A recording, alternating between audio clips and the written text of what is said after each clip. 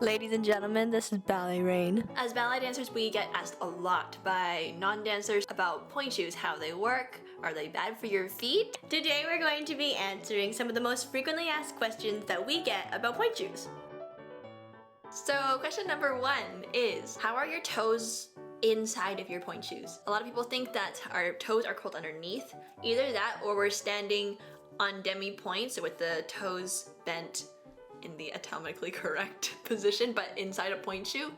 The answer for both variants of this question is a very hard no. And actually, our toes are completely flat inside of our shoes. There's no curling, our toes don't even overlap, or they shouldn't. Dancers, if you're getting fitted, your toes are not supposed to be overlapped inside your shoes. Your toes are completely flat, and when we go up onto pointe, how it looks is actually how it is. We are actually standing on the very tips of our toes. Question number 2, do pointe shoes hurt? And this is a bit of a mixed answer. The only answer I can give you for sure is it depends. So pointe shoes can be painful, and pain is very much expected if you're new to pointe, your pointe shoes don't fit well, or if you are not strong enough to support yourself on pointe shoes. Assuming that all the stars align and you have a good pair of pointe shoes and you're experienced and you're technically sound, you can actually keep the pain to quite a minimum. It kind of just becomes a normal thing. Question number 3 is more of a misconception rather than a question. That is mistaking ballet slippers for pointe shoes. They're definitely not the same. Ballet slippers are soft shoes, so they're usually made of leather or canvas. Anyone can wear ballet slippers, anyone can work in ballet slippers safely. Pointe shoes are reserved for high-level students only. You need to have a lot of training before you get in pointe. You need a lot of strength and a lot of tenacity. For your convenience, we have put together a little diagram in case you ever needed to reference it. Question 4. A lot of people think that they're made of wood or cement or steel or any other kind of very hard, very unbreakable substance. Wood or steel or cement would actually not work for a pointe shoe because it's too rigid. So pointe shoes, because they need to be strong but flexible as well, they're made of a very glamorous concoction of burlap, cardboard, glue, canvas, and a little bit of satin over the top for aesthetics. That's it. All the pointe shoes are made by hand.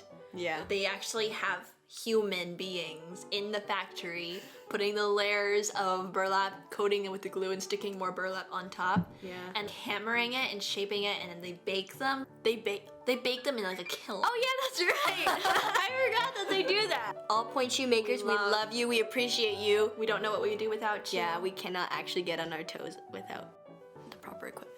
So thank you. Next question. Are pointe shoes bad for your feet? And the answer is, they can be. If you have poor technique and you try to go on pointe shoes, it can be very, very dangerous because you don't have the strength built up in the ankles and the feet. You can strain, you can tear, you can roll your ankle, sprain it.